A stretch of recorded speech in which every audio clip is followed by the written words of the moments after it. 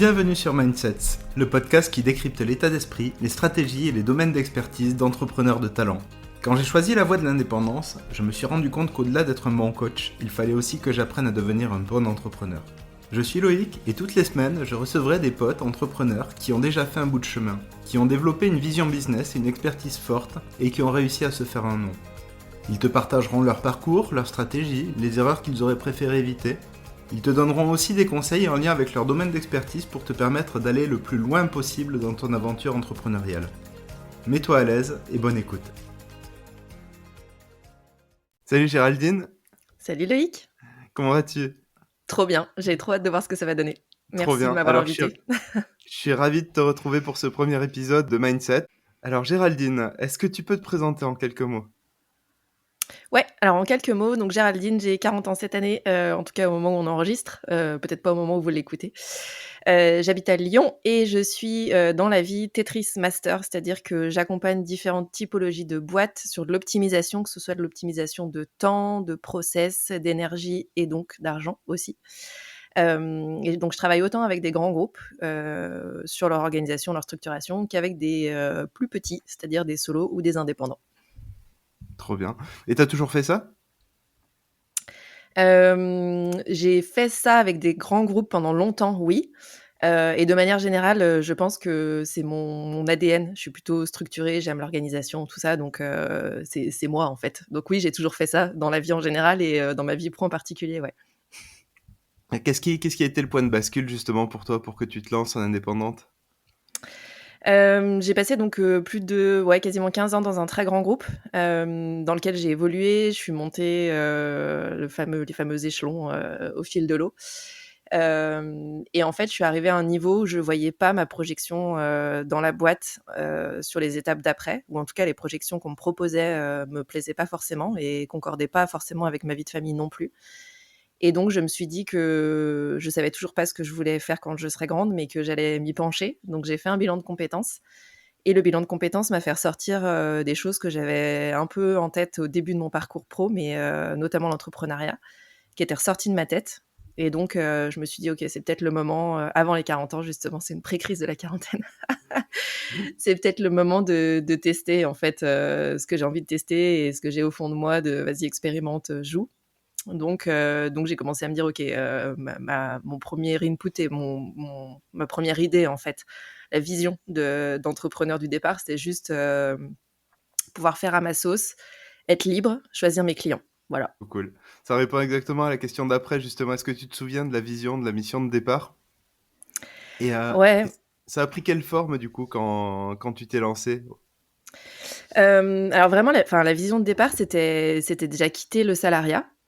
Et aller découvrir en fait un autre monde, parce que je me suis rendu compte pendant mon bilan de compétences, j'ai échangé pas mal avec des indépendants et je me suis dit mais en fait il y a tout un monde que je ne connais pas, qui vit en parallèle, voilà, et que je n'ai jamais côtoyé, voilà. Et donc je me suis dit déjà je veux aller découvrir ce monde-là, je veux voir ce que c'est, voir les impacts en fait que ça a. Mais ce qui m'attirait comme beaucoup, hein, c'était la liberté d'avoir du temps pour la famille, du temps pour moi. La liberté de travailler avec qui je voulais, comme je voulais. Donc au départ, c'était vraiment ça, cet esprit de liberté et de découverte. Et je me suis vraiment lancée en me disant bon, je démissionne pour création d'entreprise, donc j'ai 2 ans de chômage, hein, clairement. J'ai 2 ans pour jouer. Et dans ma tête, en fait, j'avais 24 mois et ma boîte avait quelque part 24 mois aussi de durée, quoi. C'est-à-dire, je me suis lancée en voyant pas beaucoup plus loin que ces 24 mois. C'est rigolo. Ça m'a fait exactement la même chose, justement. Au moment de me lancer, un plan social qui tombe, tiens, j'ai 24 mois. Bon, Ouais. allons-y, on retrousse les manches. Au pire, il n'y a rien à perdre. C'est ça, exactement. Donc, c'est vraiment cette idée de se dire: «Bon, j'ai 24 mois pour jouer, pour explorer, et pour aller voir si en effet il y a de la liberté, de ce côté-là, dans ce monde-là». Et donc c'est vrai, enfin la vision de départ, c'est ça, hein, il y avait rien de beaucoup plus net que ça et j'y suis allée quand même. Et du coup, c'est hyper intéressant cette notion d'exploration parce que ça m'amène à la question suivante. Justement, si tu devais comparer ton parcours à un début de livre, à une série, à un jeu vidéo ou autre, ça serait quoi ? C'est une bonne question. Pour moi, c'est plus, sur des jeux de plateau, tu vois? Mais ça ressemblerait peut-être plus à un Carcassonne pour ceux qui connaissent, c'est-à-dire, en gros, tu poses des tuiles au fur et à mesure et tu construis un peu ton «royaume» entre guillemets au fur et à mesure et c'est ça qui va te faire, avoir des points. C'est-à-dire que tu as pas forcément de visibilité au démarrage de qu'est-ce que ça va donner et c'est quoi la destination. Mais en fonction de ce que tu trouves au fil de l'eau, ça construit quelque part un chemin et c'est ça qui va faire que tu vas partir à gauche ou à droite, voilà. Et en fait, je pense que ça résume assez bien mon parcours jusque-là et la manière dont je fonctionne. C'est-à-dire que pour le coup, moi, j'ai pas de phare ultra loin et de choses ultra nettes de je voudrais que ça se passe comme ça ou je voudrais avoir ça dans tant de temps. Moi, ce qui m'amuse, c'est vraiment le chemin, le parcours, et d'où l'exploration, en fait. C'est le fait d'aller essayer des choses, de me vautrer parfois, mais de me laisser aussi virevolter un peu à droite à gauche sur les choses qui m'intéressent sur le moment et de voir où ça m'amène. D'ailleurs, ma mère m'appelle Bougeotte, c'est pas pour rien. Et je pense que c'est vraiment cette logique d'aller vers un sujet, de dire ah tiens ce sujet-là m'intéresse là maintenant, je creuse et puis après de passer à un autre sujet, etc. Sans forcément, ouais, encore une fois, avoir de destination très nette, quoi. Trop cool. Aujourd'hui, si tu visualises ton plateau, il ressemble à quoi? Ça part un peu dans tous D'accord. les sens, vu de l'extérieur, peut-être. Pour moi, c'est hyper cohérent, mais c'est de plus en plus construit, j'ai l'impression, et ça a de plus en plus de cohérence, ou en tout cas, moi, j'arrive à y mettre de plus en plus de cohérence et de logique entre ce que j'aimais faire petite, ce que j'ai exploré et ce que j'ai voulu enlever parce que finalement ça me plaisait pas, ou ce que j'ai voulu garder. Donc si on regarde le plateau aujourd'hui, je pense qu'il est assez vaste et étendu, que des fois il y a des avancées, des sortes de bras un peu d'un côté ou de l'autre, pas forcément reliés au reste, mais qui somme toute fait une cohérence globale en fait. Par rapport à ta vision de départ, ce plateau, justement, si tu devais le regarder depuis il y a 3 ans, qu'est-ce que t'en penses? Alors déjà il y a 3 ans, j'ai l'impression que c'est il y a 10 en fait. C'est un peu comme les années chiens, j'ai l'impression que c'est démultiplié en fait ces années d'entrepreneuriat C'est tellement ça. et je trouve ça assez dense en fait. Donc j'ai pas l'impression que ça fasse presque 3 ans. J'ai l'impression que c'est plus, mais j'aurais pas imaginé en fait découvrir tout ça et j'aurais pas non plus forcément misé sur ma capacité à développer des choses à droite à gauche. C'est-à-dire que j'ai l'impression d'avoir récupéré des poids de confiance, d'estime de moi aussi au parcours enfin, sur le chemin en fait. Et donc si on m'avait montré ce plateau-là il y a 3 ans en me disant bah voilà c'est ce que tu as fait, j'aurais dit vous êtes sûr il y a pas une erreur sur vous êtes sûr que c'est moi ça? Et du coup, qu'est-ce qui fait que tu décides de prendre une nouvelle orientation, de construire une nouvelle branche sur le chemin? C'est quoi le point de déclenchement pour toi? Ça peut être les rencontres, les gens que je croise en fait et avec qui j'ai envie de bosser, avec qui j'ai envie de bosser, avec qui j'ai envie de développer des choses. Typiquement, voilà, j'ai mon business aujourd'hui et je développe un business en parallèle avec Maureen Gaudin parce que voilà, on s'est croisés, on a des valeurs communes et on s'est dit on a des compétences qui peuvent aussi être hyper intéressantes ensemble. On kiffe de bosser ensemble. Donc c'était un peu l'idée de se dire on adore quand on fait des trucs ensemble, comment est-ce qu'on pourrait trouver une excuse ou une raison business pour le faire ensemble. Donc typiquement ça peut être des rencontres, ça peut être aussi des choses que je vais lire ou des formations que je vais voir passer où je vais me dire ah ouais ça peut être intéressant en fait de soit d'aller sur des choses que je ne connais absolument pas, des thématiques que je ne connais pas et où je me dis j'ai envie de développer cette thématique-là. Et typiquement le podcast a pu être ça à un moment, de me dire je connais pas le podcast, mais j'aime cette idée en fait d'aller interviewer des gens, de creuser et de passer par le canal voix. Donc c'était totalement inconnu pour moi, mais ça m'attirait en fait, sans raison forcément très nette à ce moment-là, mais voilà. Soit je me dis que c'est des besoins pour mon business et que donc j'ai besoin de monter en compétences et donc je vais aller chercher soit des personnes, soit des ressources, des accompagnements, des coachings qui vont me permettre de passer au niveau supérieur si on reste dans l'univers du jeu. Donc la découverte, l'exploration, la construction ou parfois le besoin. Ouais. Justement, comment tu arrives à écouter, ces intuitions, ces envies, d'aller explorer, d'aller découvrir de nouvelles choses? Alors je peux avoir beaucoup d'envie, d'aller explorer et c'est vraiment, vraiment beaucoup, parfois trop, même souvent trop. Et en fait, c'est aussi à ça que me sert le fait d'être structuré, d'être organisé. C'est-à-dire que ça me sert à mettre un cadre en fait, et à pas me cramer. à pas partir dans tous les sens parce que c'est ma nature. Je reviens un bougeotte, mais voilà, c'est vraiment moi et ma capacité de pouvoir sauter et avoir envie d'aller d'un sujet à l'autre tout le temps. Donc en fait, je peux écouter mes besoins et essayer de les canaliser, c'est-à-dire noter, par exemple, quand j'ai des idées, de me dire ah tiens, j'aimerais bien mettre en place ce nouveau lead magnet ou aller vers cette nouvelle formation, etc.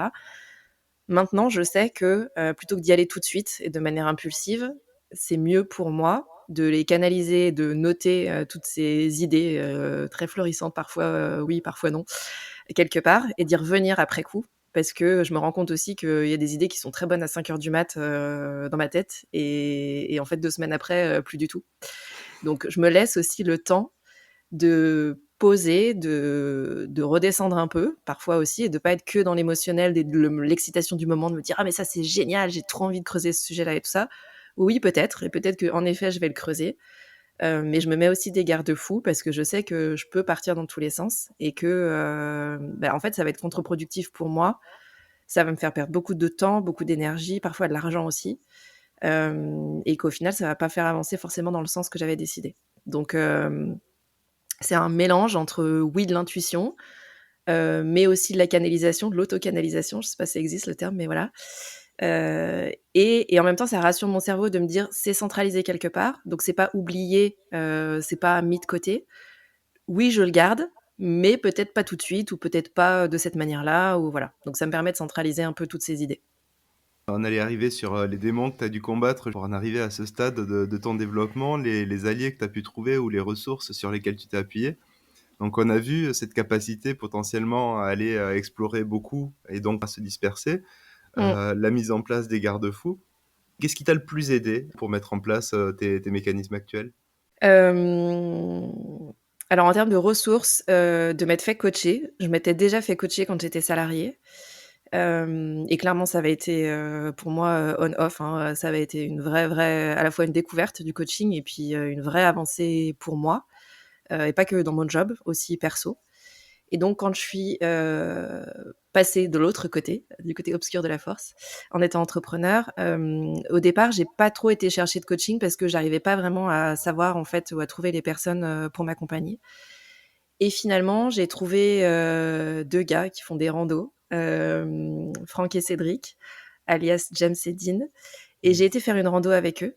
Et en fait, au départ, je me suis dit: «Bon, j'y vais, je sais que c'est rando et coaching, au pire, le coaching, je le trouve pas ouf, mais la rando sera toujours, chouette dans un endroit sympa et les gars ont l'air sympas». Et en fait, il se trouve que le combo des 2 est hyper bien. Donc pour le coup, d'avoir fait ça avec eux m'a donné un peu de clarté sur mon positionnement parce que c'était vraiment le sujet qui bloquait à ce moment-là. Donc coaching pour moi ponctuel, ça me va bien. J'ai pas aujourd'hui forcément besoin ou envie d'avoir quelque chose au long cours.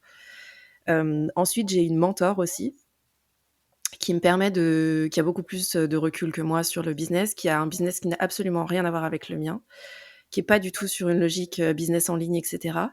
Et en fait, ça permet aussi d'avoir beaucoup de recul. Elle me fait redescendre beaucoup, sur des choses où moi je peux être très impatiente, réagir de manière, ouais, impulsive parfois, et où elle va me faire prendre du recul en me disant: «Non, non, mais là, OK, ça fait qu'1 semaine, on va peut-être attendre un peu et est-ce que tu as pensé à ci, à ça?» et cetera. Donc ça, c'est hyper riche.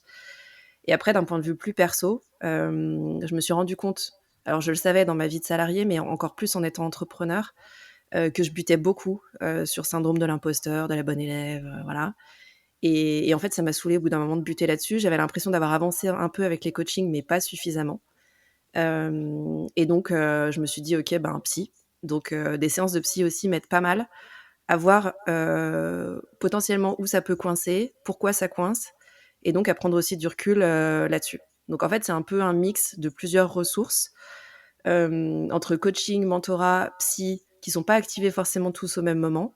Et après, j'ai fait des accompagnements aussi plus sur la partie business, mais qui m'ont permis d'être, avec d'autres entrepreneurs et de pouvoir aussi, être dans cet échange, en fait, ce miroir parfois, de comment ça se passe chez les autres et de dédramatiser aussi parce que, je sais que je peux vite partir en mode drama queen dès qu'il y a un truc qui se passe pas comme j'avais prévu. Et donc le fait d'être dans des communautés d'entrepreneurs permet aussi de redescendre des fois et de se dire: «Ah ouais, OK, il ou elle est à ce stade-là, j'y suis déjà passé», ou inversement. Et donc comment est-ce qu'on s'entraide aussi, là-dedans? Mmh. C'est beaucoup les montagnes russes émotionnelles, justement, l'entrepreneuriat, c'est c'est justement des très hauts, des très bas sur la même journée. C'est ça, ouais, Tiens, j'en profite pour faire un petit coucou à Cédric, qui est un bon copain qui a accepté de passer sur le podcast un petit peu plus tard. Je trop mettrai bien. le lien sur son profil et en effet, je pense que c'est un excellent coach. Mmh, carrément. Quelle différence tu fais entre coaching et mentorat? Mentorat, j'ai l'impression qu'elle est plus à me donner des pistes, et à rebondir sur ce qu'elle a potentiellement déjà vécu, sur ce qu'elle a déjà mis en place, sur ce qui a déjà foiré et cetera. Là où coaching, j'ai l'impression que c'est quand même plus du questionnement et pour moi, la frontière est très mince pour le coup entre psy et coach. Là où elle l'est moins entre mentor et coach. Alors après, c'est peut-être ma représentation aussi ou les personnes que j'ai croisées qui me donnent, cette impression-là. Mais je trouve que c'est très complémentaire, dans le sens où, comme je suis impatiente aussi et que c'est un peu mon mode de fonctionnement, j'ai besoin parfois que ça aille vite. Et des fois, le coaching et le fait de me poser des questions me fait du bien. Et des fois, je suis juste en mode, non, mais là, j'ai envie qu'on me dise, même si c'est pas forcément la réponse qui va marcher pour moi, mais j'ai besoin ou envie d'entendre aussi des solutions. Et donc, en fait, le mix entre du questionnement qui, moi, va peut-être me permettre d'ouvrir d'autres portes, mais que j'avais pas forcément envie ou prévu d'ouvrir à ce moment-là, et le mentorat, où j'arrive avec une problématique et où elle va me dire: «Bah, tu as essayé A, B, C, D, E». Finalement, je trouve ça assez complémentaire et ça répond pas forcément, aux mêmes besoins ou ça fait pas travailler les mêmes choses. Parfois oui, parfois non. C'est-à-dire que je peux passer sur des thématiques, identiques en coaching ou, en mentorat, mais, ça va pas forcément m'apporter les mêmes choses. C'est pas je suis pas sûre que ce soit ultra clair dit comme ça, mais, Clairement. En tout cas, j'ai l'impression d'avoir compris. Parmi les livres que tu as lus sur le sujet, sur l'entrepreneuriat, est-ce qu'il y en a un qui t'a marqué particulièrement? Il y a eu un avant-après? Alors j'aime bien Simon Sinek de manière générale, et je me rappelle plus exactement le titre du bouquin, mais en gros, je crois que c'est The Infinite Game, qui explique qu'il y a pas de et ça rejoint un peu l'idée de tout à l'heure je partais avec, l'idée que mon business allait durer 24 mois et qu'il y avait pas trop d'après et en fait, j'ai eu une prise de conscience quand même en cours de route, alors notamment à l'approche des 24 mois, qu'il y avait pas de date de fin, en fait et donc il y a des moments où je me retrouvais un peu dans cette, course à me dire: «Faut absolument que je fasse ça d'ici, la fin de l'année, d'ici, l'été, d'ici la rentrée», et cetera, avec des sortes de dates de fin illimitées et en fait, bah, je me suis rendu compte qu'il y avait pas forcément de ligne d'arrivée, quoi et donc ce bouquin m'a vraiment, je l'avais lu quand j'étais salariée et déjà m'avait marquée à ce moment-là. Mais, je trouve qu'il a une double résonance en étant entrepreneur. Parce que des fois, on se dit: «Il faut absolument que, voilà, je le fasse avant ci, avant ça» et finalement, il y a peut-être pas autant d'urgence à faire les choses. Parfois oui, mais parfois non. À faire les choses, en imaginant que ouais, qu'il y a une date, limite de consommation, en fait. Yes. Aujourd'hui, si tu devais regarder un petit peu en arrière et donner 3 conseils à la toi d'il y a 3 ans en année civile. Bonne question. Je pense que le premier ce serait vas-y fonce, et parfois te pose pas trop de questions. Fais d'abord et réfléchis après peut-être. Parce que je me rends compte qu'il y a beaucoup de fois où j'étais beaucoup dans la théorisation de: «Il faudrait faire dans ce sens-là, et regarde telle formation ou sur tel site et cetera. On te dit qu'il faut faire, dans tel sens», donc retour au syndrome de la bonne élève, hein, mais finalement, je me rends compte que les choses qui m'ont le plus fait avancer, c'est les choses où j'y suis allée quand même, en me disant: «Bon, bah, OK, j'ai pas toutes les cartes, mais tant pis, j'y vais et on verra ce que ça donne». Donc je dirais ça. Entoure-toi bien parce que voilà, les gens, que je garde aujourd'hui après 3 ans, qui sont autour, sont pas forcément très nombreux, mais par contre, sont vraiment extrêmement, hem, j'allais dire utiles et j'aime pas le mot, au sens, ça sert à quelque chose, mais ils sont présents et j'espère être présente pour eux aussi. Sur cette logique de miroir, d'échange, de faire redescendre, de bon ça va, on n'est pas, chirurgien, cardio-thoracique non plus, donc tout va bien quoi. Donc je dirais ça et le dernier point, sur, la confiance quoi. De me dire, peut-être que tu auras pas toujours confiance, mais c'est aussi en faisant que ça va t'amener des points quelque part de confiance. Donc ça rejoint un peu le premier sujet de vas-y fonce et tu verras après. Mais ouais, je dirais sur cet aspect de confiance, des fois, essaye de débrancher sur est-ce que tu es capable de, est-ce que tu vas réussir à, vas-y, et puis regarde après coup en te disant bon bah je l'ai fait et ça va, j'ai toujours ma tête, tout va bien quoi. Yes. Mieux vaut fait que parfait.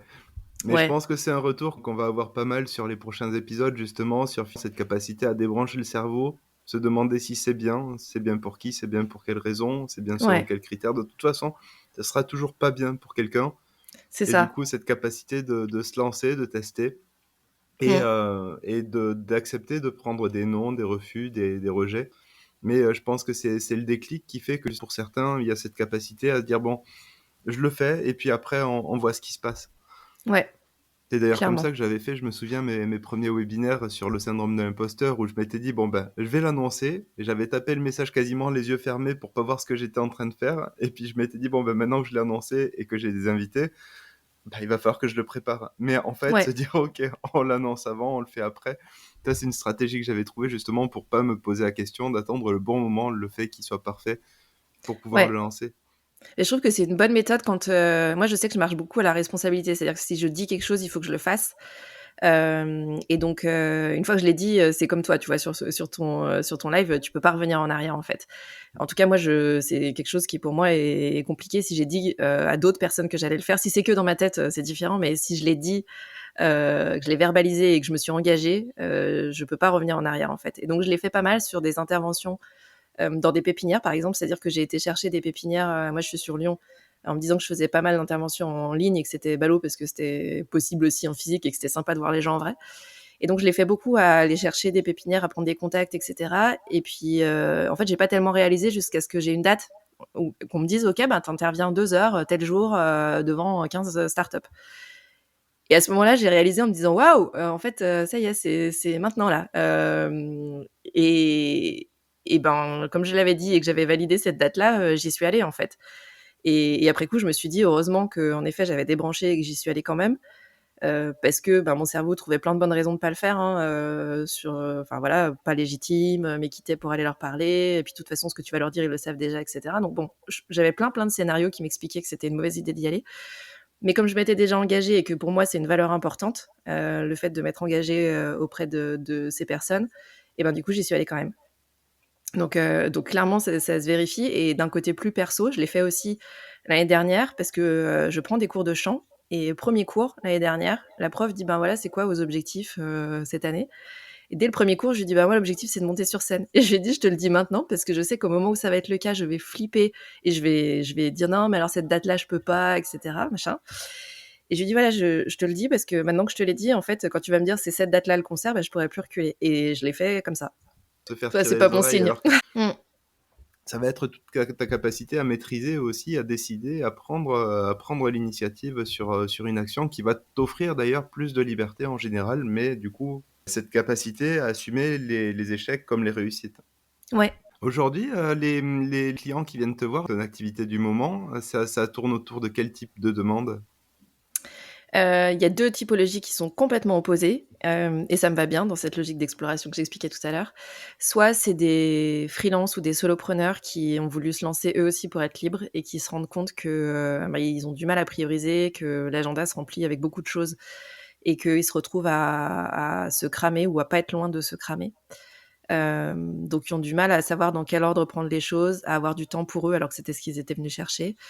Et donc ils ont du mal aussi à structurer leur business. Ça, c'est une première typologie. Et l'autre typologie, c'est plutôt des gros groupes qui ont des gros projets. Et à l'intérieur des projets, en fait, ils ont besoin d'avoir des gens qui fluidifient. Ils ont besoin d'avoir quelqu'un qui les aide à structurer à la fois le projet quand c'est au démarrage et ensuite à accompagner les équipes. Donc, c'est-à-dire être plus dans une logique d'écoute, d'empathie, d'accompagnement managérial, et de facilitation de manière générale du projet auprès des gens. Et donc le trait commun entre ces 2 typologies qui a priori n'ont rien à voir, c'est à la fois la structuration mais surtout la facilitation, le fait de rendre le chemin facile, de simplifier, sans rendre le truc, débile, mais, de simplifier au sens, en faire le moins possible pour que ce soit le plus efficace possible. C'est quoi le meilleur conseil que tu peux donner à un freelance? Tu sais que 95 du temps ou plus, il va marcher. Alors je sais pas s'il y en a un parce que c'est, Je bosse assez au sur-mesure, en fait, et à beaucoup d'écoute, avant de pouvoir avancer sur, l'option, ça peut être ci ou ça. Mais de manière générale, je me rends compte que ce soit des solopreneurs, des freelances ou des gros groupes, justement, cette partie de quel est le besoin est pas forcément toujours très claire. Et donc, on se précipite souvent sur des solutions de ah bah tiens, je vais mettre en place ça et ça et ça, et qui sont des solutions pansements et qui peut-être peuvent porter des fruits à court terme, mais pas forcément à long terme ou pas être les plus efficaces. Donc, dans cette logique, moi, de dire comment est-ce que tu fais moins et mieux, je trouve que l'écoute du besoin est ultra nécessaire. C'est-à-dire quand on est freelance ou solopreneur, de se dire, bah, c'est quoi mes priorités, mes 2 ou 3 priorités du moment? De quoi j'ai besoin pour fonctionner moi en tant qu'être humain et puis en tant que dirigeant d'une boutique? Et c'est vrai aussi sur les gros groupes, de quels sont les besoins en fait, qu'on veut, atteindre, vers quoi est-ce qu'on veut aller. C'est pas toujours très clair non plus pour les équipes et donc les efforts qui sont mis ne sont pas toujours dans le bon sens. Donc pour moi, ce serait peut-être cette logique de, hem qu'est-ce que tu veux vraiment? Pourquoi tu me dis que tu as besoin d'aide? Quels sont tes besoins du moment, encore une fois, en tant qu'humain et après en tant que dirigeant ou en tant que gestionnaire de projet et cetera, pour pouvoir éclaircir les et avoir les meilleures solutions derrière et pas être dans une logique, problème-solution, immédiate, mais peut-être problème, réflexion, question et ensuite solution. Hyper intéressant. Et du coup, tu fais passer l'humain avant le projet. Ouais, ouais, parce que d'autant plus en étant entrepreneur, j'ai été manager, hein, quand j'étais salariée.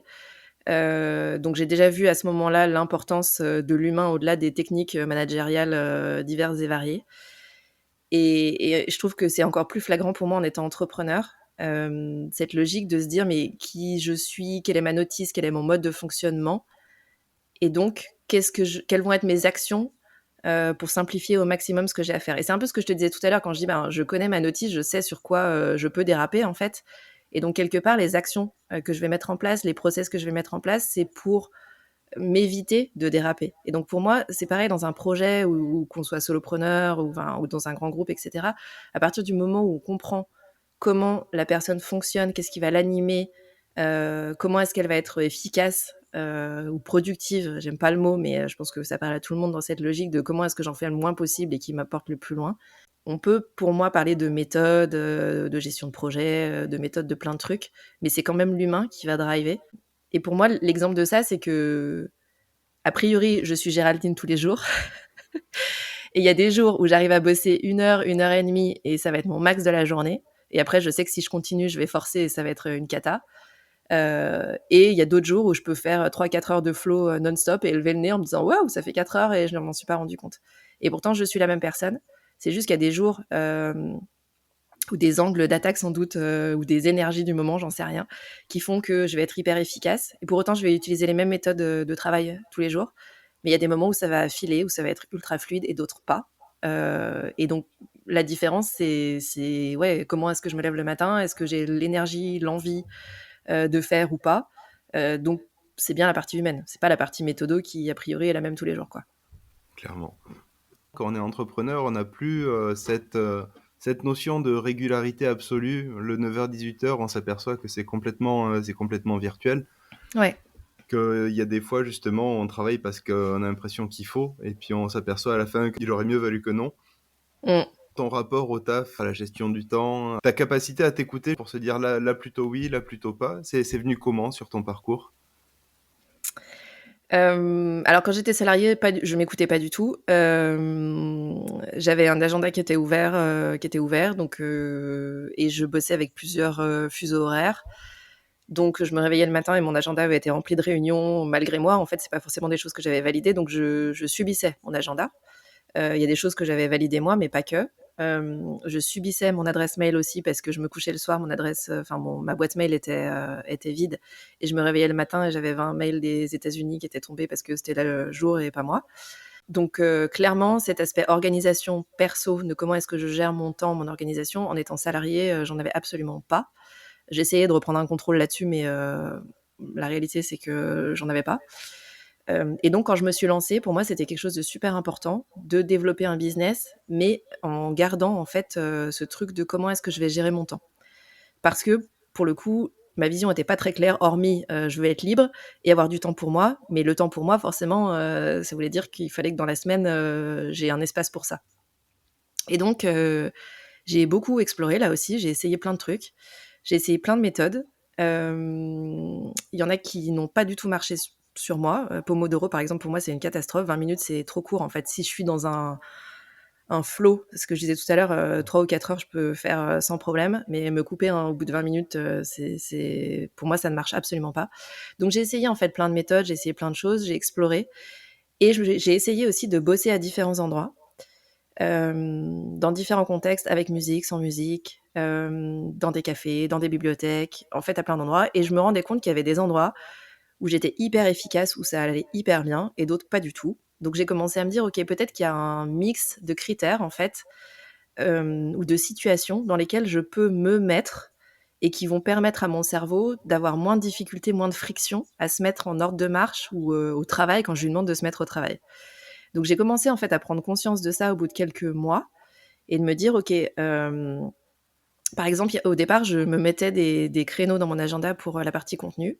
Et donc, j'arrivais le jeudi matin à 9h et c'était écrit contenu dans mon agenda. Donc, je me disais, bah, vas-y, fais du contenu. Sauf que j'avais zéro créativité à ce moment-là. Du coup, c'était l'horreur. En fait, friction maximale. Je passais 3 plombes à essayer de sortir 2 pauvres posts que je retouchais 25 fois et pour un peu que je ne sortais même pas parce que je les trouvais nazes. Et donc, le fait de tester, en fait, après, j'ai commencé à comprendre que, par exemple, les jours où je suis fatiguée, je suis plus créative. C'est comme ça. Et donc, les jours où je dormais moins bien parce que les enfants étaient malades ou voilà, je me disais, bah, peut-être que là, aujourd'hui, c'est là qu'il faut que j'écrive mes posts. Et là où avant, je mettais 2 heures pour en sortir un et demi ou deux moisis, et ben là, en 2 heures, j'arrivais à en sortir 7 ou 8.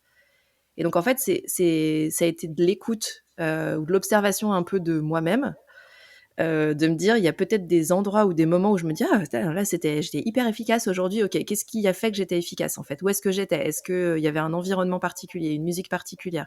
Est-ce que je buvais un truc particulier, une tisane particulière, un café? Enfin bref, en fait, ça a été plus ça, de réfléchir à ouais, comment je me mets dans de bonnes dispositions. Et quand j'y réfléchis, je pense que c'est un peu comme les sportifs. Alors, je suis loin d'être sportif de haut niveau, hein, mais qui ont des routines en fait pour se mettre dans la concentration, etc. Ben, pour moi, c'est un peu la même logique. C'est identifier en fait quelles sont les choses qui vont permettre, encore une fois, d'avoir le moins de friction possible et donc de se mettre dans de bonnes dispositions pour bosser vite et bien. Parce qu'en fait, tout le truc derrière, c'est que je suis une grosse flemmasse en fait et je vais avoir beaucoup de temps pour faire plein de trucs à côté en dehors du business. Donc j'ai besoin, quand je m'y mets, que ce soit super efficace. Mais tu disais, enfin pour moi, ça a été vraiment une désintoxication. Et le mot est fort, mais c'est vraiment ça. Et même après quasiment 3 ans, il y a encore des fois où je me surprends à me dire, ok, j'ai bossé 1h15, et ben ça y est, j'ai fini pour aujourd'hui. Et je me surprends à me dire, non, mais t'as encore pas un truc à faire, parce que quand même 1h15, c'est abusé. Tu peux pas dire que t'as fait ta journée en 1h15, etc. Donc il y a des choses qui reviennent quand même de temps en temps, hein, c'est abusé, tu peux pas dire que ta journée de business, ta journée sur le boulot a duré que 1 heure, 1 heure et demie. Mais je sens que j'arrive quand même à trouver un équilibre et surtout une écoute de est-ce que je suis en capacité, est-ce que mon cerveau là, est en capacité de bosser et de suivre ce que je vais lui demander, ou est-ce que ça va être une lutte toute la journée et du coup c'est mort en fait. Vaut mieux que je laisse tomber plutôt que je passe une journée à essayer de forcer à faire des trucs pour arriver à la fin de la journée en me disant bah c'était une journée de merde en fait parce que je suis hyper frustrée, j'ai pas avancé, je culpabilise de pas assez avoir avancé. En plus, ça me frustre de sentir que ça va pas vite comme j'aime. Donc, du coup, je préfère lâcher l'affaire quand je sens que c'est un jour sans. En plus de rester au point mort, ça génère de la frustration. Ouais. C'est pas la bonne idée. Mais je pense que de Non. toute façon, on a presque tous besoin de s'y casser les dents à un moment, en fait, pour s'apercevoir à quel point c'est important de savoir écouter son rythme. Ouais, c'est clair. Oui, oui, je pense, mais c'est là aussi où l'exploration a de l'intérêt. C'est-à-dire qu'on pourrait te dire ah telle méthode ou tel truc, tant que t'as pas essayé, je pense que enfin, ça reste des trucs hyper théoriques. Et puis après, il y a des choses aussi qui marchent. Moi, j'ai l'impression selon les saisons. Enfin voilà, à partir du mois de mai, juin, moi, il fait beau, j'ai envie d'être dehors, tu vois, j'ai envie d'être sur un paddle au milieu d'un lac, pas devant mon ordi. Donc je sais que au mois de peut-être novembre, décembre, je peux avoir tendance à faire des journées plus longues parce que c'est plus facile pour moi d'être à l'intérieur, mais que mai-juin, je vais orienter aussi mon organisation de manière un peu différente parce que j'aurais besoin d'être dehors. Donc ça peut évoluer d'une personne à l'autre évidemment, mais même une personne d'un mois à l'autre ou au cours de l'année ou d'une année sur l'autre, je trouve ça intéressant toujours de se re-questionner en disant est-ce que là c'est toujours ok en termes d'équilibre ou est-ce qu'il faut aller chercher d'autres choses ou re-questionner son besoin aussi quoi. Clairement. Ce qui m'amuse beaucoup, c'est le côté hyper méthodique de comment j'identifie les critères, qu'est-ce qui m'aide à créer de la créativité, qu'est-ce qui m'aide à créer une bonne Ouais. capacité de travail. Je vais aller explorer, me faire une petite liste pour vérifier tout ce qui va bien et tout ce qui marche pas. Si tu devais identifier tes super pouvoirs, tes outils magiques, ce qui t'aide justement dans les cas clients les plus difficiles. Alors déjà, ce qui m'aide dans mon business, que j'ai pas identifié tout de suite, qui aurait peut-être, d'ailleurs pu faire partie des conseils, que je me serais donné, à la moi-même d'il y a 3 ans, c'est, de remettre du factuel quand je suis en mode panique notamment, parce que c'est surtout à ce moment-là que j'en ai besoin. Et pour moi, remettre du factuel, c'est avoir un fichier typiquement, où je suis mon chiffre d'affaires, le réalisé, le à venir et cetera, donc que moi j'appelle mon fichier, anti-panique finance, mais qui m'aide en fait à remettre, oui, de la structure, mais surtout du concret et du factuel au moment où je peux, être en panique. Et typiquement, les moments où je peux être en panique, c'est de me dire: «Le chiffre d'affaires entre pas assez, c'est pas ce que j'avais prévu cette année et est-ce que je vais pouvoir payer les prestats avec qui je bosse?» et cetera. Le fait, en fait, d'avoir ce truc, ce fichier factuel me permet de, ouais, d'être moins, en fait, sur l'émotion et plus sur: «Bah, regarde les chiffres, finalement, c'est pas si pire, donc redescends, en fait». Et ça a un effet vraiment, très bénéfique sur moi de pouvoir, juste mettre les chiffres, les voir et me rassurer et me dire: «Non mais en fait ça va, c'est bon», et donc souvent j'ouvre le fichier, je vais rentrer, les infos dedans et je me dis: «Ah ouais, non, c'est bon, ça va», et ça me fait redescendre instantanément. Donc ça, sur mon business, clairement, c'est un outil, magique pour moi, que j'ai pas forcément mis en place au démarrage, mais maintenant, ça fait partie de mon top outil, et ça fait partie des choses que je ne pourrais pas déléguer, tant c'est bénéfique pour moi en tant que dirigeante, mais en tant que personne aussi pour me faire redescendre. Et ensuite avec les clients, en fait, dans mon parcours, j'ai été habituée à travailler avec des très grands comptes et notamment, enfin voilà, Amazon, donc un niveau d'exigence qui est extrêmement élevé en termes de relations, clients, fournisseurs. Et donc j'ai eu l'habitude de mettre en place beaucoup de suivi pour montrer aux clients même ce qu'il ne voit pas forcément quand on bosse en fait, sur son dossier et cetera, et qu'on n'est pas forcément avec lui, H24. Et j'ai l'impression que c'est utile pour les clients en fait d'avoir, cette vision de l'invisible, de ce qui est fait pour eux, quand on travaille pour eux mais pas forcément avec eux, au moment de la visio ou, voilà, d'une réunion. Et je trouve ça en freelance, c'est quand même très présent. On fait beaucoup de choses, masquées, en fait, pour le client, et on va lui montrer, pendant 1 heure la visio, de ce qu'on a fait les X heures précédentes. Mais le fait de montrer ce qui est caché ou ce qu'il voit pas forcément, j'ai l'impression que c'est super utile et que ça fait aussi cheminer le client d'une fois sur l'autre, d'une visio à l'autre, par exemple, sur ce que lui a à faire, et là aussi sur sa responsabilité, en fait. C'est-à-dire que dans les 2 cas de typologie de clients que j'ai aujourd'hui, que ce soit, des freelances, des solopreneurs ou des très gros groupes, pour moi la responsabilité elle est primordiale et je fais pas à la place d'eux. On fait ensemble. Donc il y a forcément des choses qui doivent se passer entre, 2 visios, que ce soit de mon côté ou du leur, et je trouve que cette idée de rendre visible, ce qui d'habitude ne l'est pas, est assez puissante et efficace, en fait. Mmh. Il y a le côté sensibilisé pour pouvoir ensuite responsabiliser, du coup créer une relation qui va permettre de rentrer dans un cercle vertueux. Ouais, tout à fait, et considérer aussi que le client, enfin, qu'on est d'égal à égal avec le client. En tout cas, c'est ma vision, du business, et c'est aussi pour ça que je me suis mise à mon compte, pour pouvoir avoir des clients, où on est dans cette configuration-là.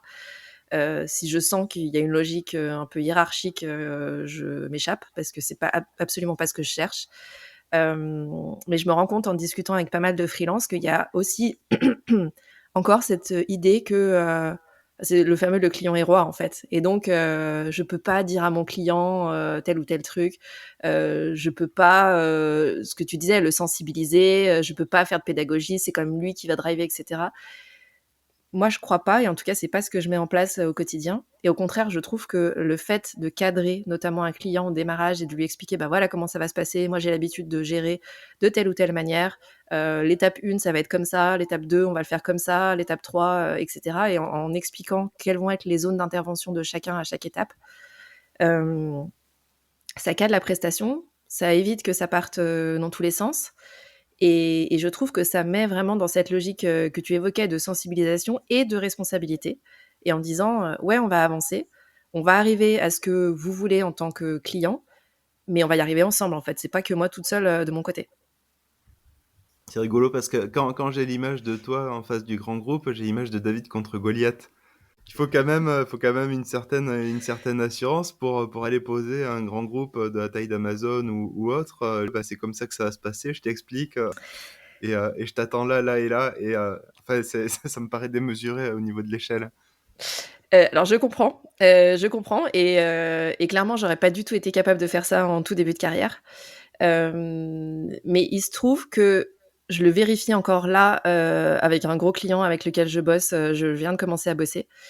C'est aussi ce qu'ils vont chercher en fait, d'avoir quelqu'un qui, peut les cadrer et ça veut pas forcément dire être, c'est pas forcément le côté péjoratif du cadre, c'est plus le côté on délimite ensemble la zone en fait sur laquelle on va intervenir ou ne pas intervenir, parce que ça peut être dangereux aussi de pas être ultra clair en démarrage de mission d'accompagnement et puis que bah, du coup on ne sait pas exactement ce qu'on fait pas. Donc voilà, selon les clients, je pense que ça peut déraper facilement.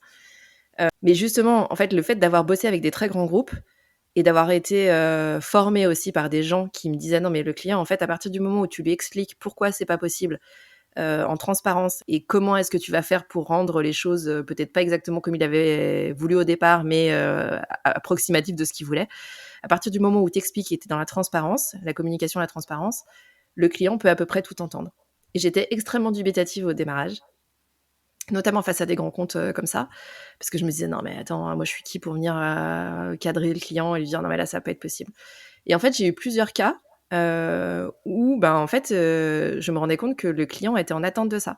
Je te donne un exemple. Typiquement, j'ai un client qui me disait, voilà, sur, un site logistique, on va avoir besoin de 4 000 intérimaires, puisque je travaillais, pour Adecco, donc dans l'intérim. On va avoir besoin de 4 000 intérimaires sur Q4, donc fin d'année, gros pic, évidemment, et cetera. Et OK, ben, très bien, nous côté Adecco, l'idée, c'est de réfléchir à comment est-ce qu'on recrute ces 4 000 intérimaires. Et en discutant avec le client, en posant des questions, je comprends que, en gros, il veut en faire rentrer les 4 000, ça va être un peu échelonné, c'est à peu près 300 par semaine. Et quand il fait rentrer 300 par semaine, un intérimaire en logistique, il a besoin d'une scanette pour aller chercher les produits en fait qui ensuite vont être expédiés. Et donc il me dit que tous les lundis, il veut en faire rentrer 300. Je lui dis ok, super, on discute et je lui dis mais des scanettes, vous en avez combien en fait sur le site? Et il en avait 150. Et je lui dis ok, donc vous avez 150 scanettes. Vous voulez faire entrer 300 intérimaires et comment ça se passe en fait? Ils se les partagent, ils Ils font, font je sais en même pas, temps. chacun tient une partie de la scanette, comment ça tourne en fait? Et en fait, il m'a regardé en me disant punaise, mais en fait, moi j'ai juste calculé sur des prévisionnels de ce qu'on avait fait l'année dernière, sur de la data science, tout ce que tu veux, combien de colis on allait sortir et donc combien de gens il nous fallait pour sortir ces colis-là. Mais il avait juste pas été jusqu'au bout du truc. Et donc, honnêtement, quand je lui ai sorti ça en lui disant: «OK, donc en fait, comment ça se passe pour les scanettes? Ils vont se les partager», j'étais pas méga sûre de moi, hein. Je me suis dit: «Tu vas sur un terrain quand même, tu connais rien en logistique. Tu es juste en train de confronter, le general manager du site», donc bon, c'est des gens quand même, voilà, qui sont ouverts à la discussion, mais bon, qui sont quand même, haut placés. Et franchement, il m'a dit: «Mais merci en fait, parce que là, on allait dans le mur, ça allait pas du tout, donc on a repensé tout le process pour faire autrement et pour que, ben, du coup, ce soit logique». Mais tu vois, c'est un très bon exemple de oui, c'est un gros client, mais ça veut pas dire que, il a forcément les réponses à tout. Et justement, je pense qu'ils viennent aussi chercher des gens qui ont l'expérience, de cette typologie de projet, de sujet et cetera, pour leur dire, ben, justement, l'œil naïf, les questions qui parfois peuvent, paraître, très néophytes et cetera, peuvent permettre de mettre le doigt sur un truc, qui avait juste pas été soulevé et qui est juste primordial pour la mission ou l'accompagnement. Clairement, il y a une forme de mentorat d'ailleurs là derrière. Bah, enfin, c'est ça et je trouve ça intéressant et tu viens de le dire, c'est un peu de mentorat. Je pense que c'est intéressant aussi d'envisager la relation avec son client comme, ça va évoluer. Il y a des fois où on va être coach, il y a des fois où on va être un peu plus mentor, il y a des fois où on est psy, hein, aussi. Moi, je me retrouve avec des clients qui me disent, voilà, où on mange le midi et des dans des gros groupes, hein, et qui vont me dire, «Non, mais là, en ce moment, ça va pas du tout, je sais pas si je vais rester sur mon job» et cetera. Clairement, on n'est absolument pas dans la mission, en fait, et le cadre de la mission. Pour autant, voilà, on échange, sur le business au quotidien, et donc des fois, il y a des choses où ça va évoluer et où quelque part la posture va évoluer aussi. Je pense que tu pourrais en parler mieux que moi. Mais je trouve ça intéressant aussi. Pour autant, pour moi, ça reste toujours dans une logique de respect et de responsabilité et justement le cadre permet ça aussi. Pour moi, c'est un cadre d'autonomie. Et les deux mots sont pas du tout opposés. C'est vraiment de délimiter le champ du terrain de jeu. Et ensuite, à l'intérieur, il peut se passer plein de trucs. Mais par contre, pour moi, la délimitation est ultra nécessaire pour tout le monde. Yes. C'est hyper intéressant cette notion de savoir jongler entre les casquettes, justement, entre les postures. On le retrouve beaucoup, surtout chez les coachs qui débutent, sur ouais, mais ça je peux pas traiter, ça c'est de la thérapie, ça c'est plutôt de la formation, là c'est du conseil, là c'est du mentoring, ah là c'est du coaching, ça je peux. Mais Ouais. finalement, se limiter à ce qu'on peut faire en fonction de la posture, en fait, les postures, ça se développe aussi. Faut bien délimiter ce qu'on voit en école pour avoir une certification spécifique de Mm. finalement ce dont notre client a besoin et ce qui va nous permettre d'entretenir une bonne relation avec lui, de lui apporter de la valeur et donc être à l'aise aussi au fur et à mesure avec le fait de jongler entre les différentes casquettes qu'on va être amené à porter en sachant à chaque moment ce qu'on fait, histoire de pouvoir garder la maîtrise aussi sur le cadre dont tu parlais. Ouais, absolument. Et pour moi, c'est ça. Enfin, le cadre, c'est aussi dire au démarrage, euh, moi, quelles que soient les typologies de clients, je leur dis, je ne suis pas coach, je ne suis pas coach certifié. J'ai été coachée, je sais ce que c'est le travail et ce n'est clairement pas le mien. Et je veux pas enfin, je sais la différence. Donc, je le dis systématiquement, en transparence. Est-ce que ça veut dire que je n'ai jamais la posture de coach ou que je n'utilise jamais des techniques entre guillemets ou des choses pendant les accompagnements, les missions? Non. Mais par contre, il est clair dès le départ que c'est pas une coach certifiée qui vient te chercher. Donc, je trouve ça, et c'est pour ça que pour moi, c'est ça aussi le cadre d'autonomie. C'est de délimiter et de dire, ben, potentiellement, je ne suis pas ça. En revanche, dans ce qu'on va faire, je vais couvrir votre besoin parce qu'on va faire ci, ça ensemble. Et ensuite, eh ben, go, quoi. Mais comme c'est défini au départ, je trouve ça beaucoup plus simple de naviguer après à l'intérieur que de se retrouver en fait face à la situation et de se dire ah bah merde, c'était pas du tout prévu. Du coup, comment est-ce que je fais pour recadrer ou pour remettre dans le cadre qui du coup n'était pas cadré au départ, quoi. Clairement, ce moment où tu t'aperçois que t'as plus pied.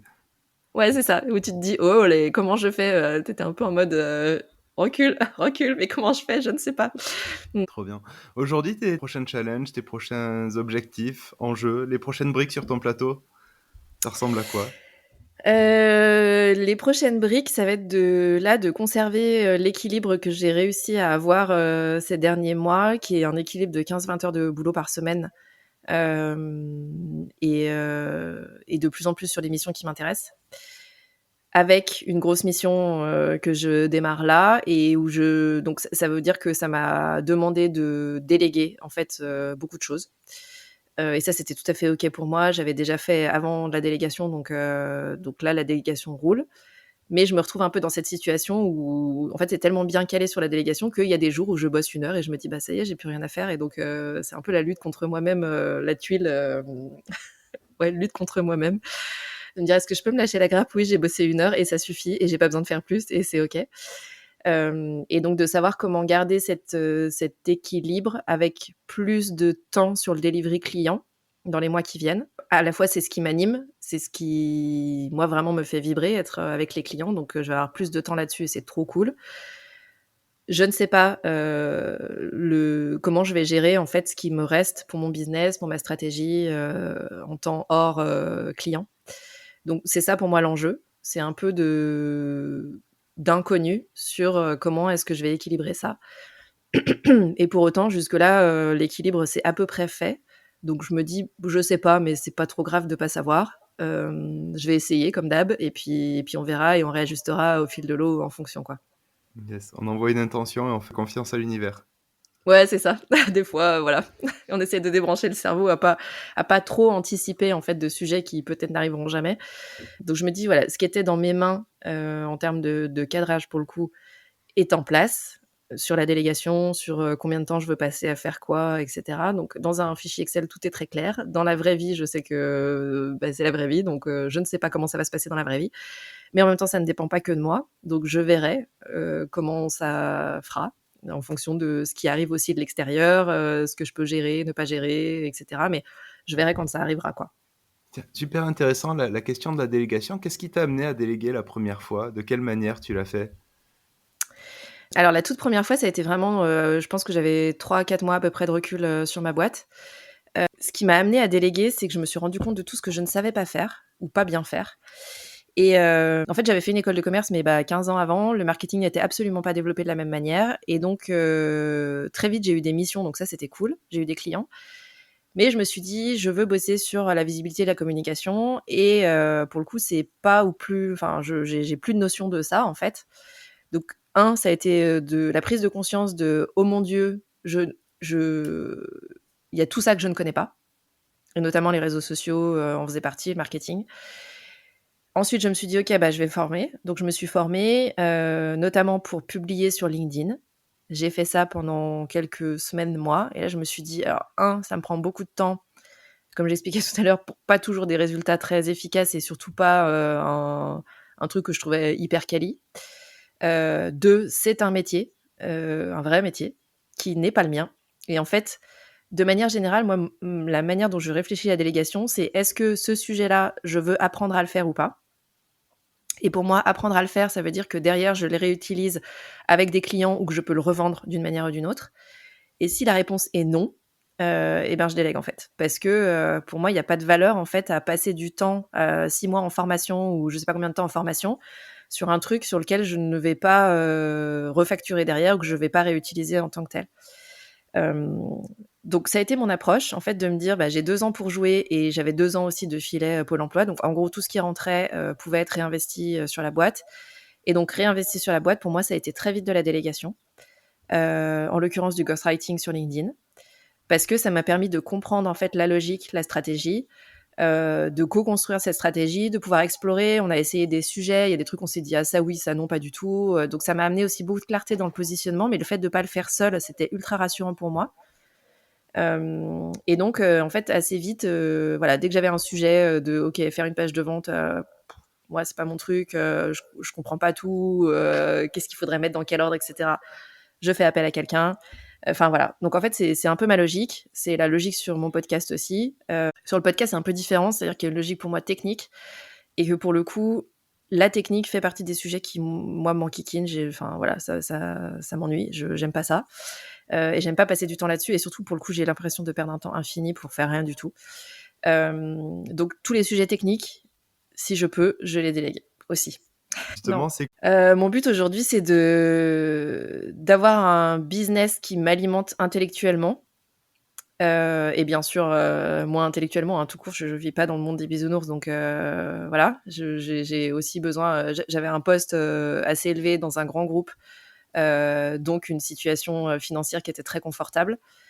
Le fait d'être entrepreneur fait que ça a changé beaucoup de mes modes de consommation aussi, donc j'ai pas forcément besoin du niveau de vie que j'avais avant. Pour autant, moi, mon rêve, c'est pas forcément de faire x2, x3 d'une année sur l'autre. C'est d'avoir quelque chose qui, encore une fois, me permette intellectuellement d'avancer, donc de kiffer, de bosser avec des clients où je me dis ah là le sujet a l'air hyper intéressant ou ça a l'air d'être un gros bordel chez le client, il faudrait ranger, structurer, et donc là intellectuellement ça m'intéresse et ça m'attire, ou des personnes que je trouve vraiment inspirantes avec qui j'ai envie de bosser.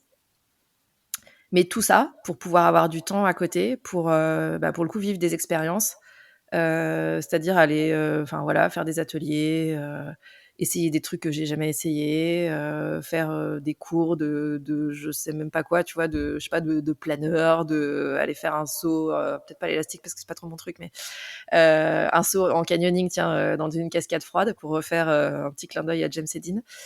En fait, pour moi, le business doit me servir à ça. C'est-à-dire qu'aujourd'hui, mes enfants sont encore relativement petits. Donc, je passe du temps avec eux et ça fait partie de mon équilibre. Demain, quand ils seront plus grands et qu'ils auront moins envie, slash besoin, que je sois là et que ce sera moins mon besoin aussi. Voilà, j'ai besoin d'avoir un business pour avoir quelque chose que je développe comme je veux, que je façonne au fil de l'eau. Mais surtout pour servir à côté du temps pour moi, des expériences. Et moi, mon but ultime, c'est de pouvoir avoir un chalet paumé dans la montagne. Donc, si mon business me permet d'acheter le chalet, voilà, c'est ça ma vision. Et de pouvoir être tranquille, partir en rando quand je veux, comme je veux. trop bien.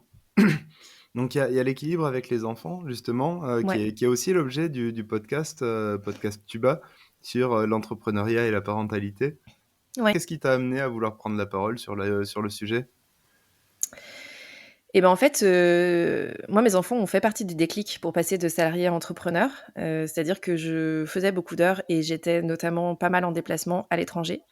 Et j'ai été en déplacement à l'étranger la semaine de rentrée de mon fils en CP et où il pleurait tous les matins, où c'était hyper difficile, pour lui. Ça a été difficile aussi pour moi d'être à distance et d'avoir l'impression de pas participer, en fait, à ça et d'être là à ce moment-là. Et sur la fin, de mon salariat, mon fils me disait souvent: «Mais de toute façon, tu es jamais là», enfin des phrases, qui sont très agréables, à entendre, et qui frottent pas du tout quand on est parent. Et donc je dirais pas que j'ai entrepris pour mes enfants, mais ça a fait partie de l'équation, en fait, à un moment de me dire: «Mais j'ai aussi envie d'être là, de participer aux sorties et cetera». Et donc quand je me suis lancée, j'avais beaucoup de gens qui me disaient: «Mais OK, tu vas lancer un business, tu es prête à faire 90 heures par semaine parce que c'est ce qu'il faut faire quand on lance un business et puis avec les enfants, comment tu vas gérer et cetera». Et donc en fait, les enfants devenaient, dans les discussions, un critère d'incompatibilité avec l'entrepreneuriat. Et moi, c'est pas comme ça que je le vis, en fait. Bien sûr qu'il y a des jours où je prévois 4 heures de flow et où ma fille est malade, elle va pas à l'école et où du coup, ben, je peux dire au revoir à mes 4 heures de deep work, que je ferai le lendemain ou le surlendemain ou voilà. Donc bien sûr qu'il y a des contraintes, en ayant des enfants et que je suis pas, j'ai pas la vingtaine chez mes parents à pas me soucier de faire les courses, la lessive, et cetera. Mais c'est aussi un drive énorme pour moi d'avoir les enfants et de leur montrer quelque part que, on peut changer de vie pro aussi en cours de route, qu'on peut aussi se questionner, à 40 balais sur, finalement qu'est-ce que j'ai envie de faire, avec qui j'ai envie de bosser, comment et cetera. Et donc pour moi, c'était un sujet important en fait à mettre en avant parce que j'avais aussi beaucoup d'entrepreneurs avec qui j'échangeais qui n'avaient pas d'enfants et qui me disaient: «Oh là là, bah, quand on vous entend parler d'entreprendre avec des enfants, franchement, ça donne pas envie, quoi». Et en fait, moi, j'entends aussi beaucoup, c'est un driver pour plein de gens, le fait d'avoir des enfants. Donc je voulais rééquilibrer un peu ça et j'avais l'impression qu'on n'entendait pas beaucoup parler ou moi, je lisais pas beaucoup de choses, là-dessus. Je voyais pas beaucoup de rôle modèles, en fait, sur ce sujet-là. Donc oui, j'ai décidé de dédier la saison 1 de Tuba à la parentalité et l'entrepreneuriat pour avoir un prétexte, en fait, pour aller poser des questions aux parents, qui gèrent les 2 et de leur dire: «Ben, voilà, quand est-ce que c'est facile? Quand est-ce que ça l'est moins? Comment est-ce que tu relèves tes challenges, par rapport à ça?» Et je trouve ça hyper intéressant selon les typologies de parentalité, de savoir comment font les autres, en fait. Parce que, voilà, ça veut pas dire, applique la méthode des autres. Pour moi, c'est plus enrichir et dire: «Ben, voilà toutes les options possibles. Soit il y a des options qui te parlent là-dedans et tant mieux pour toi, soit il y en a pas et tu peux créer la tienne et ça marche aussi, en fait». Clairement. Alors, au-delà du podcast, on peut te retrouver comment, sur les réseaux sociaux, sur internet? Alors, on peut me retrouver, sur LinkedIn, Géraldine Févra, très simple. Insta, c'est en pointillé pour l'instant, donc c'est Meraki, le nom de l'entreprise, MERAKI_Tuba. Il y a pas grand-chose dedans, mais des fois, je me prends des coups de je sais pas, d'énergie, instagramesque et je poste plein de trucs d'un coup. Et il y a une chaîne Tuba, notamment, sur YouTube pour pouvoir suivre et voir en vidéo les épisodes, enregistrés ou des parties, les meilleurs moments des épisodes. Donc c'est, Tuba, pareil, TUBA. Trop bien. Quelle question j'ai oublié de te poser et que tu aurais aimé que je te pose parce que tu sais que ça aurait pu aider les auditeurs? Bonne question. Hem, écoute, là, je vois pas. Ça marche. Bon, dans tous les cas, s'il y a des questions, je te les ferai passer. Avec Donc à plaisir. tous les auditeurs, n'hésitez pas à poser vos questions, en commentaire de l'épisode. Je transmettrai. Dernière question et toute dernière question qui va nous permettre de Allez. clore l'épisode. Qu'est-ce qu'on peut te souhaiter pour, les semaines, les mois, les années à venir? De faire beaucoup de paddle. Beaucoup de rando et de continuer à trouver cet équilibre, dans le business à ma manière. Excellent. Bah, écoute, on te souhaite beaucoup de paddle, beaucoup de rando, beaucoup d'équilibre et encore beaucoup d'exploration et de stimulation intellectuelle. Merci Top. beaucoup pour ta participation, Géraldine. Et encore une fois, je suis Merci à toi, ravi que Loïc. tu aies été ma première invitée. Avec plaisir. Écoute, j'ai été ravie d'être la première, sur ton podcast. J'ai hâte d'écouter les autres qui vont suivre après, du coup. Merci à toi.